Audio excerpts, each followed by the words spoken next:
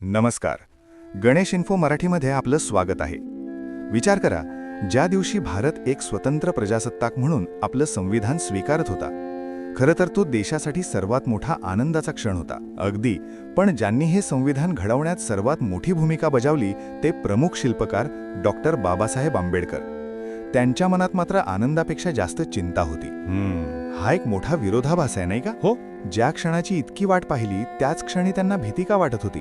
आणि ही भीती काही साधीसुधी नव्हती. त्यांच्या मनात दोन मोठे बोचणारे प्रश्न होते. कोणते? पहिला, इतक्या बलिदानाने मिळवलेलं स्वातंत्र्य आपण टिकवू शकू का?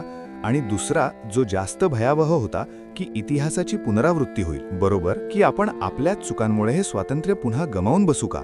हेच प्रश्न त्यांच्या 25 नोव्हेंबर 1949च्या भाषणाचा आत्मा आहेत. आणि त्यातलाच एक इशारा आजही आपल्याला आठवतो. ते म्हणाले होते की जर आपण घटनाबाह्य मार्गांचा अवलंब केला तर ते अराजकतेचं व्याकरण म्हणजे ग्रामर ऑफ अनार्की ठरेल. हो, आज जिथे आंदोलनांवर सतत चर्चा होते तिथे हा विचार आपल्याला कुठे नेऊन ठेवतो? चला, या भाषणाच्या खोलात जाऊन बाबासाहेबांच्या मनातली ती चिंता समजून घेऊया. नक्कीच. पण आधी आपण या भाषणाचा संदर्भ समजून घेतला पाहिजे. अच्छा, हे भाषण संविधान सभेच्या अंतिम सत्रात म्हणजे संविधान स्वीकारण्याच्या ठीक एक दिवस आधी केलं गेलं. म्हणजे तब्बल 2 वर्षे 11 महिने आणि 17 दिवसांच्या मेहनतीनंतर अगदी एका महायज्ञाचा तो समारोप होता. पण खुद्द बाबासाहेबांसाठी हा प्रवास खूप अनपेक्षित होता. अनपेक्षित?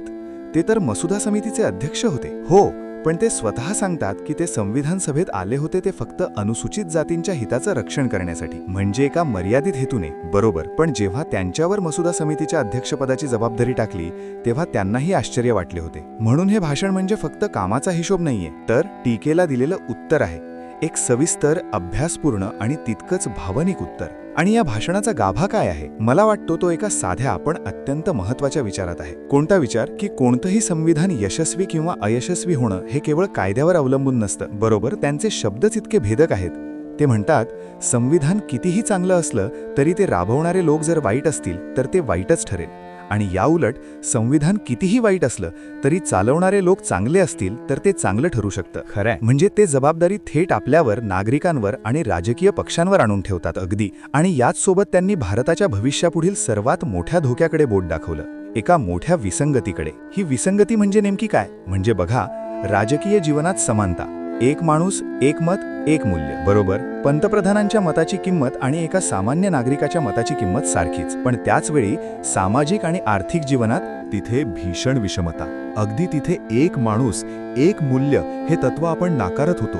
समाजात माणसाची किंमत त्याच्या जातीवरून आणि पैशांवरून ठरणार होती. म्हणजे एकाच देशात 2 वेगवेगळी आयुष्य जगायची. राजकारणात समान पण समाजात असमान. आणि हा विरोधाभास लोकशाहीसाठी किती घातक ठरू शकतो याचा इशारा त्यांनी दिला होता. ते म्हणाले होते की जर ही विषमता आपण लवकर दूर केली नाही तर या विषमतेने ग्रासलेले लोकच लोकशाहीची ही संपूर्ण रचना उद्ध्वस्त करतील. चला, या भाषणातील एकेका मुद्द्याला जरा खोलात जाऊन बघूया. याची सुरुवातच टीकेला उत्तर देण्यापासून होते, नाही का? हो.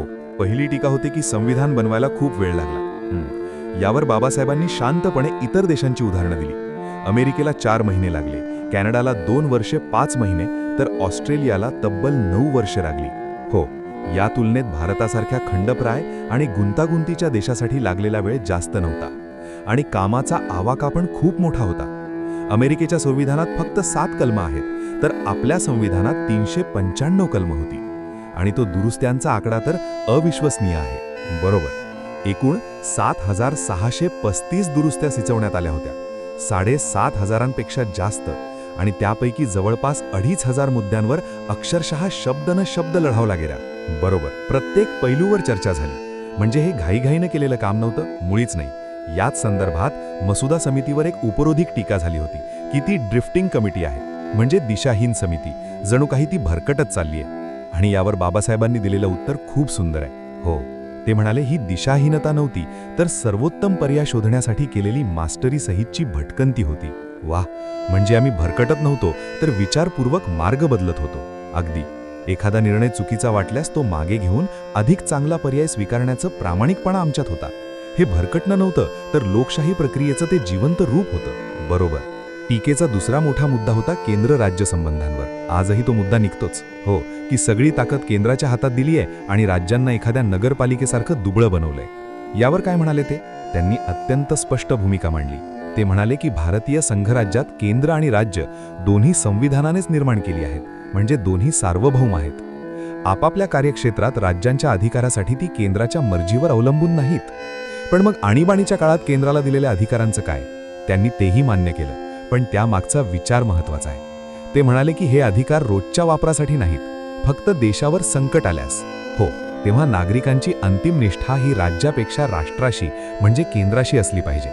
कारण केवळ केंद्रच संपूर्ण देशाच्या हिताचा विचार करू शकतं.